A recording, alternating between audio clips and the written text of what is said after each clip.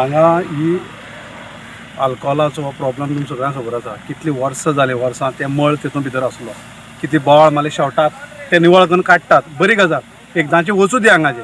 पण जो मळ तेणी सकयल फोंड मारून जें देंवयल्लें उदक तातूंत आज गाय पडली.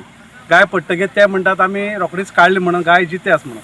समज गाय सोडून समज हांगा ह्या वाठारांत समज वाघ येता तो पडलो जावं हिना कडेन एक मनीस पडलो जाल्यार कितें करता जालें. हांगा कांयच प्रॉपर ते फॅसिलिटी ना, फेन्सिंग ना, कांय ना.